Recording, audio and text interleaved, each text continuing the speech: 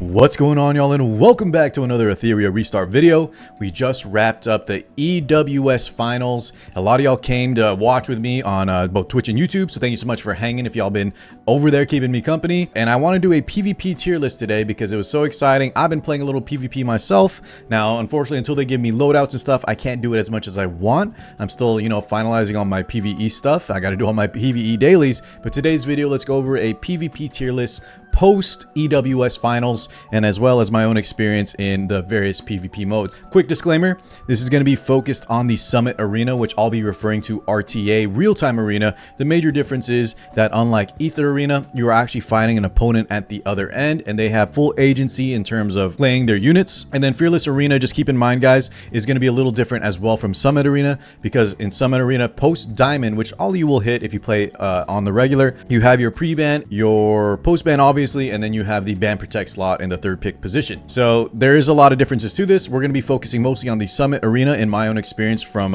climbing from Diamond to Master, and then hopefully soon Mythic. If you want to hang out with me, I'll be doing a Mythic climb this week because we got to get that lattice, that gold lattice, within 6 days here. I'll make some disclaimers and talk about maybe a little bit of insight from the pro players that played in EWS, but mostly in a more grounded, like Diamond, Master, Mythic, RTA for us players, not the professionals. So thank you so much for tuning in, and let's go ahead and check it out. Jumping straight into it, here's the tier list. Now, a few disclaimers, of course. Always got to get disclaimers. This is just my opinion off my own personal experience. Up to Masters, gonna get Mythic this week from watching EWS, talking with a lot of very competitive RTA players. But of course, right, this is not, I could get a few things wrong. I could be sleeping on a few units. Let me know if you think I placed something incorrectly here, because for the most part, guys, everything below A rank here, honestly, I could just remove, and they're kind of a non-factor. Now, that doesn't mean some of y'all out there can't do crazy things with Hellkit, Beyonce, Mizuki especially, right? I've seen a lot of people cook with Mizuki, but in my eyes right now, once you push into the higher tiers, I think there are more competitive options. So please don't be offended if like you are owning with D-Ting. It doesn't mean he's bad. I just think there are better options for players that just want to invest in the correct units. Remember, the main thing is a lot of us, or most of us, if not all of us, just don't have enough lattice. So I kind of want to just give my take on which units I think are the most powerful for RTA. Remember, not Ether Arena. This is for real-time arena, the fearless one, where your opponent actually gets to fight back with their own, they actually get to click and have agency on their characters. One other thing, let's talk about 3 different playstyles, guys. The current meta has evolved into 3 distinct playstyles, and that is control, turn 2 tank down, and then like a fast cleave style, which is typically revelation. Now, there's a little bit of intermingling between the 3. Obviously, you can't really have every single playstyle defined, but yeah, for the main part, we're going to focus on those 3 playstyles, and they all kind of have a rock paper scissors balance amongst each other. Okay, don't pay attention too much left to right. Just understand the S tier row in my eyes is the cut above the rest. A rank row is very, very good too, and then once you start getting into B and lower, these are kind of more subpar, maybe alternative options if it's all you have, or if it's just your favorite units.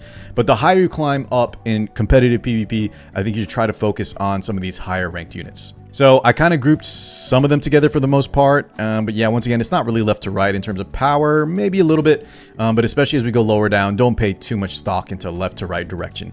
But starting with Lily and Sukiomi, I'm going to talk about these 2 together. These are just extremely powerful, fast units that your opponent has to respect because they both have crazy amounts of turn meter push. Now, they have different aspects to them. However, they both have things like shell cooldown resets as well as speed up, so I think they're very similar in that regard. Both of them also can bypass things that you need to attack units with, where units like Veronica on Strive, Veronica with her turn meter push up when she's hit, Viper on Strive can sometimes cut in and interrupt your game plan.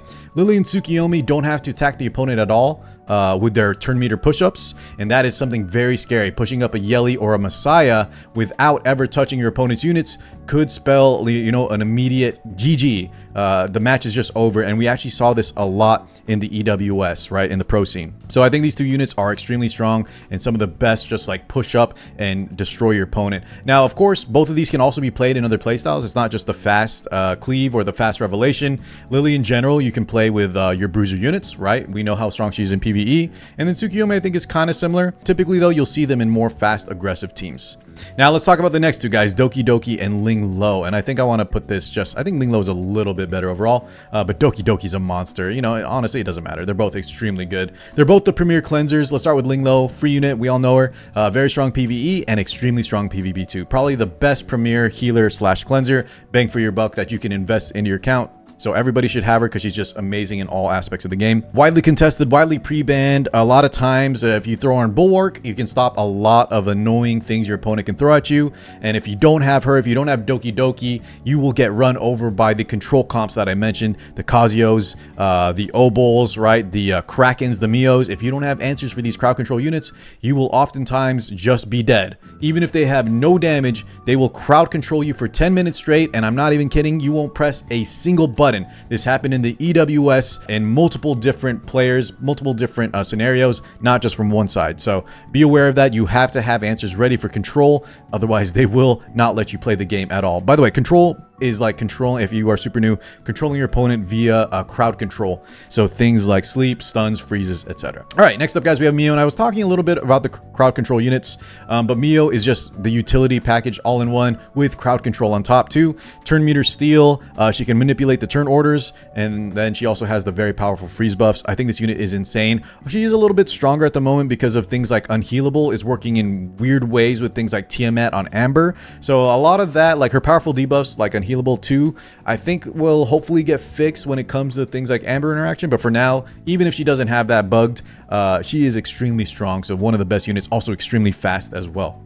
Now, Yeli and Messiah, guys, I don't think I need to talk much about these two powerhouses, apex characters. Essentially, if these two get to take a turn and they're on something like Revelation and you did not attack break them, if you're not on Bloodbath plus something like Lighthouse or Bloodbath plus Amber, you can expect to just be dead. I'm not kidding. You will just die if these two get through without getting, you know, any type of debuffs on them. If they get an attack buff especially, or anything like a Lily, Sukiomi, you know, Sukiomi attack up, Lily S2, yeah, you're oftentimes just going to die. So you need to be prepared. You cannot let these two units play their game. You have to have some way to interrupt them, otherwise you have to ban them. Now, Yeli is just very strong in general, but Messiah has some unique interactions, of course, because of his defense pen and his ignore passives. So things like Hoen has to watch out for Messiah, and then, you know, things like Tiamat and Viper with their damage reduction, Messiah can ignore a lot of the passives in the game, which is very powerful.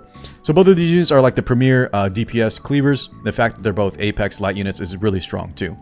Now, Freya, I do want to talk. I was going to actually group her up with the rest of the Revelation units like RC, Yang, Salins, etc. However, I think Freya is just good as well. Now, the one bad part about her using Revelation, which does a ton of damage on units like Freya, just talking about the Revelation shell, if you have not seen it yet, let's go ahead and just show it in game because we're going to be talking a lot about this shell. The Revelation is something that is just extremely powerful and you have to watch out for. Currently, a lot of people are asking for this to be nerfed because it is so oppressive. If you stack this and you even use this on units like supports, as long as you have some attacks, some crit chance, things like Freya, things like Kazio, things like RC will start decimating your entire team in just a few activations flat because of the way it works with the target's max HP and also just bypassing because it is indirect real damage. So watch out for this. You have to have answers, which I'll talk about once I get to said answers. So next up, guys, we have Hinrich, who's also another Revelation user, but the fact that he's more of an offensive unit, I don't think it's as, you know, cheesy to run a Revelation on him. It's just like you run Revelation on Messiah and Yeli. I think that's okay. This guy's just really strong in the current meta because not only does he do good damage, but he has the very nice debuffs like the strip and the buff block, things like that, right? It's very good. Or Hinrich is very strong. He does good damage and he has very powerful debuffs as well as that super important strip. So he could remove things like the Bulwark on Ling Lo and then start activating your control units after that, Kazio, Obol, and you can start stunning your opponents while also maybe just killing them with a Revelation. Now, I talked about some anti-Revelation tech, guys, and that's where units like Tiamat are going to come in. Tiamat, I think, is one of the best anti-Revelation bruisers. You're going to want to throw around something like the Lighthouse, on something like Bloodbath, give her Bramble 2, or something like the Amber. Just be aware right now, guys, for some reason Etheria seems to keep messing up with the way the Amber works, and it's continually bugged. Like sometimes with Tiamat's dragon form, it will not proc. It procs improperly. Sometimes they can kill her straight through it, and right now it is not currently cleansing in the correct order. So if something like Mio, I mentioned this earlier, hits you with a Unhealable, the Amber will actually not cleanse it in time, and you will actually stay at 1 health, and then they can just kill you while you're 1 health in the frozen form. So be aware there's some bugs currently with Amber, but I think once that's fixed, it's a very powerful option. Otherwise, go for something like Lighthouse, which is just generally very good on Bloodbath. Moving right along, guys, we have Holden and Rahu. I'm gonna talk about these two together, even though they're a little little bit different. These are just very strong defense scaling bruisers. Rahu in general, I think, is one of the best bruisers to have built up, especially when you're fighting other bruisers. Anytime the match goes the distance, Rahu typically will win against other bruisers, and the fact that we can pull him with our other supports just makes him an extreme powerhouse, a safe investment if you want to play that tanky style.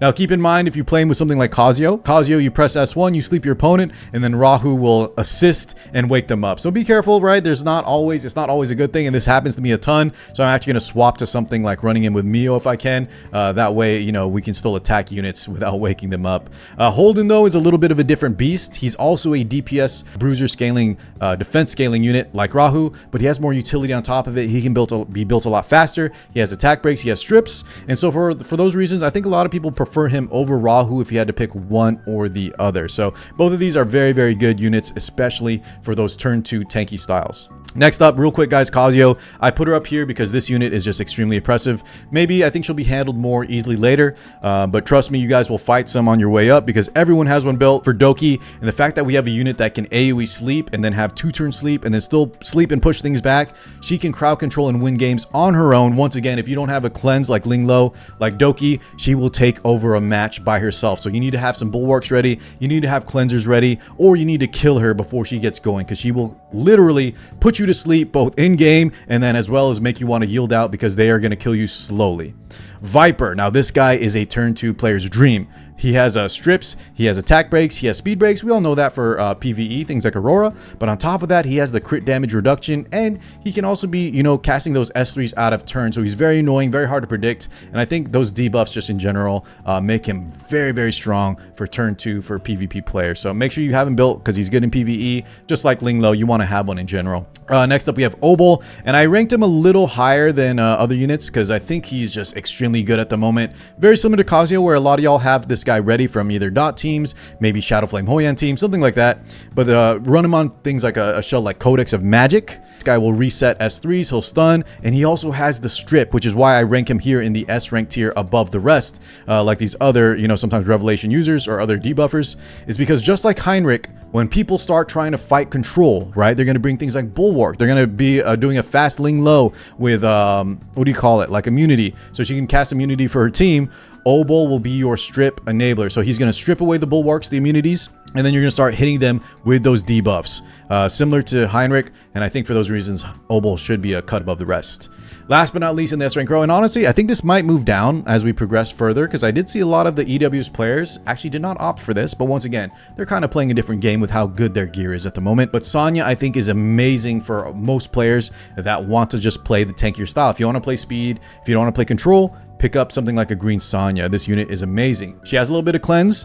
It's not the best cleanse in the world, but just having access to cleanse in general is very strong. She's also one of the rare units that has like a revive. You put her on something like an Amber, or you put her on something like a Lighthouse, you make her Bloodbath, and you make her very hard to kill, and your opponent has to answer both her as well as something like a Tiamat together, and these two units, right, are just going to be very, very tough for them to chew through, even against things like, what do you call it, Revelation. That's been one of my answers, is running things like Tiamat plus Sonya together to make the Revelation users, you know, have to worry about the Amber, have to worry about the revive, and you know, they can't just clean up and kill me within 2 turns. So I think for those reasons, she should be up here. Now let's talk about the A rank row, which are all very good units too, and a lot of these could be pushed up to S, and maybe some of the S could be pushed down to A, but for now, I really like this. So Hoen, I really want to talk about first off. I've changed my mind a lot on this character, and we saw her a lot in the EWS, and I've built my own now that I farm Inferno Rango a lot. However, I do think she should be a little bit below because her use cases are a little bit more rare than some of the other DPS units. She's not quite a bruiser like Holden and Rahu, although I do think on certain builds, she can do some crazy stuff alongside, you know, units like Linglo, Doki Doki. But for the most part, we want to use her as like a counter cleaver, a anti-Yelly style unit. And for those reasons, I think she is a little more niche, so we put her a little bit lower. But if you invest a lot of lattice, you invest a lot of gear, this unit can be a threat and is one of the main ways to fight both cleave units as well as Revelation. Very, very strong at the moment. I have been personally encountering an issue though. I like to bring her against Yelly because when Yelly wants to rip S3, Hoen usually should have enough damage, right? She will proc because the Yelly does so much damage on Revelation, and then Hoen will kill her, kind of neutralizing her. And then it's more than just a one-to-one trade because Hoen will will live past that as well and either heal up, or your opponent will have to spend resources to kill her off, right, after her immortality effect.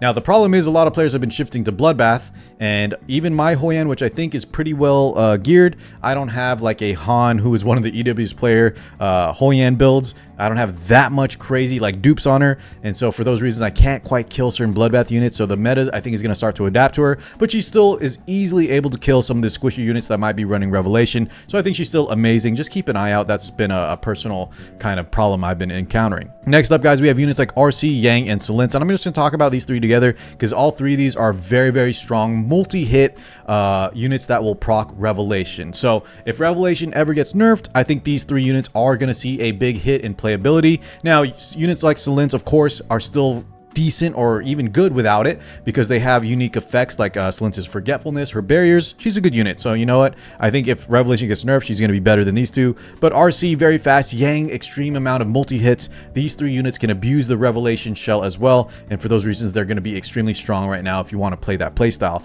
I'd be very careful, though, investing into Revelations at the moment and wait to see if Etheria XD does anything to balance it for PvP. I think for PvE, Revelation is fine. Don't touch it there. Now, next up, guys, we have Veronica, who I kind of talked about how Hoen is more of a, anti-Revelation, anti-cleave. Veronica is a little bit similar, and honestly, I think she should be higher up. She's extremely, extremely strong, seen in the highest levels of play, but she does have a few weaknesses. Things like Lily and Sukiomi will a lot of times just bypass her because she does want to either get hit or be able to cut in somehow, and a lot of times that is through her passive. But if she does get going, if she does get cutting, she will provide immortality for the team, as well as do decent damage with her skill too. And additionally, she can steal buffs and be just an insane utility slash survival unit for players that want to fight against the Cleaves, the Revelation team. So I think she's extremely good. You should look at having one as a tech piece, a counter piece for certain playstyles. Kraken is very, very similar to something like Obol, but Obol just has more utility.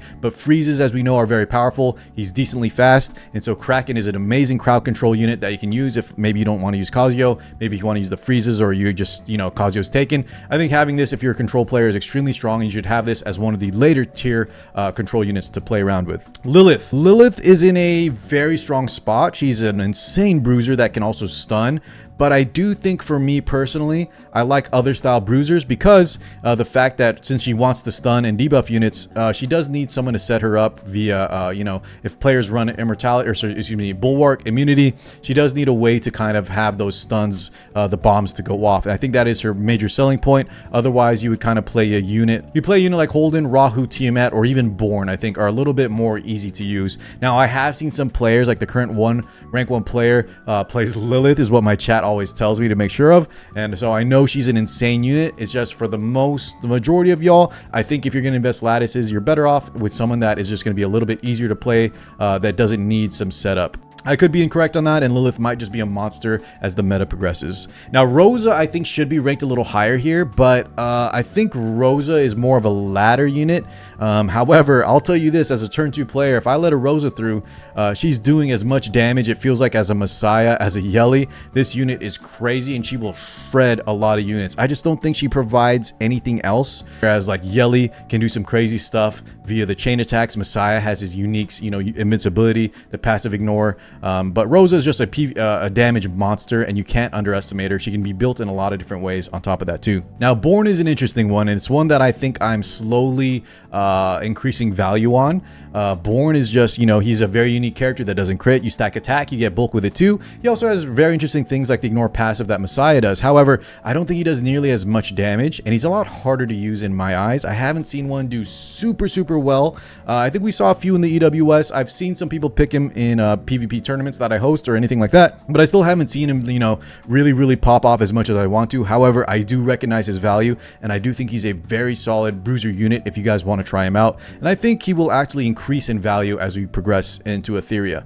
Now, Valerian is a very strong unit, but I don't think she's as good as some of the S-rank tiers. She doesn't have quite the healing. It's just a lot of people have one ready to go, so she's never a bad pick. She's very strong into things like Hoen. We can go ahead and stop that S3 burst where Hoen won't get her revive, because we know with the Hazy Dream, right? Everybody has a Valerian built for PvE that we can stop our units from dying one time. And so I think for those reasons, she can be very good. S2 invincibility is also strong, but she's more of a backup later pick or tech piece instead of like being a primary pick like some units higher up or in the S rank row. Now, Kachi the Guard is interesting. I think Kachi the Guard is very good. However, I think he has a few weaknesses, mainly that like he doesn't have any direct cleanse. Something like Linglo, Doki are going to be better for that role. So he has to want to, you know, if you want to stop control units, he has to be built very fast. And sometimes you just can't outspeed your opponent. That's just the nature of the game. If they have better speed rolls than you, Kachi's not going to be able to apply that immunity beforehand. And then if you have anything like, you know, that's going to give you unbuffable buff block, there are some issues that he could encounter. But if if he's able to get his crazy defense buffs, his crazy you know, immunity that has multiple turns, then Kachi's going to be very, very strong. Now, Fusho is one I think I want to start rating higher as we progress, but I'm going to keep her safely here in the middle of A rank tier just for now. And then stay tuned for my thoughts on Neore. I think I might need to bump him down, but I want to believe in him. We'll talk about him in a second.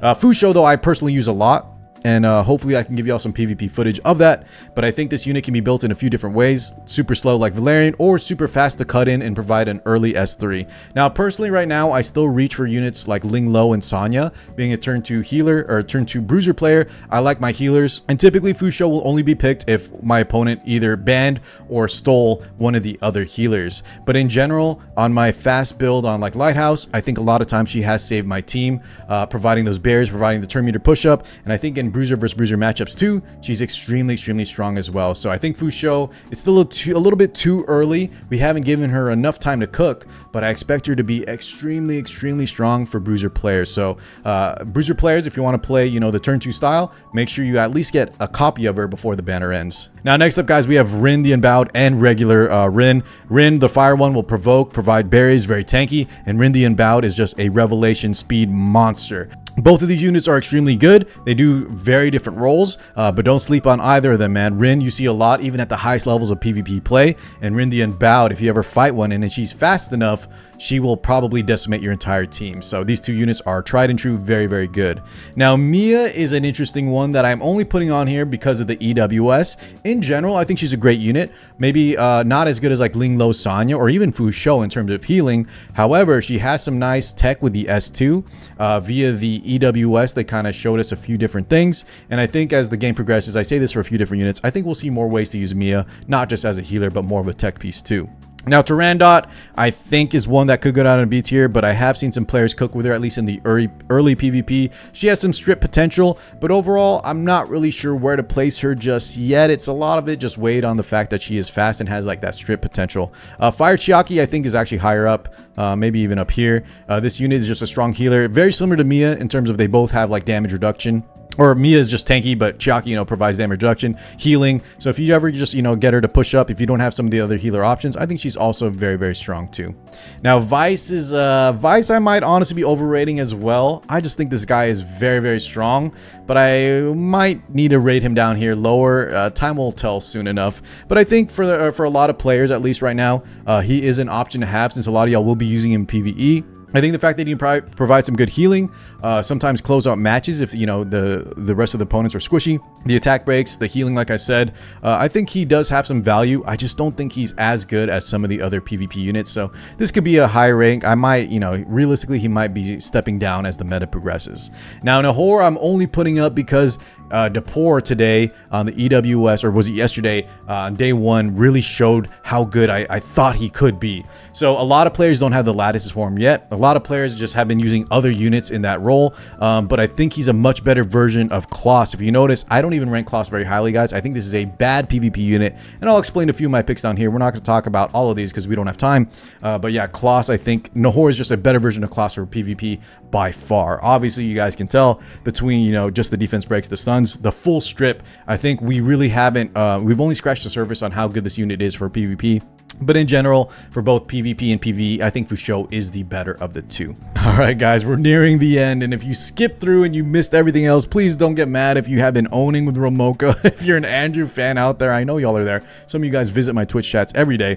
I'm not saying any of these units are bad. They're just not as good if you go higher up in competitive play, okay? So make that clear. Like things like Mizuki, I think could actually be going up in the tier list. I just need more time to really believe because I haven't seen it just yet. I have seen some people pick her, but I'm not entirely sold. So let's talk about a few units here real fast. Things like Mizuki, I think are nice for bruiser playstyles if you like her. I think she is more than decent. There's just better options out there. Things like number 41 is a budget push-up unit. Units like Deeting, the lower rank you are, this guy could be a monster. However, the higher you up you climb, your enemies, your opponents will have ways to answer him, and he doesn't have as many options, utility as, or AoE even, as some of the other premier DPS units like Yeli, like Messiah, like Rosa, like Born, etc. Okay?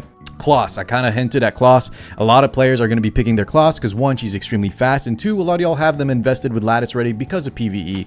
However, I call this unit a win more type opener, meaning yes, she's fast. Yes, you can outspeed your opponent. However, the S2 turn meter steal is not as reliable in my eyes. Maybe a lot of times is because people haven't invested the S2, but things like Mio are just more reliable for, you know, turn meter manipulation.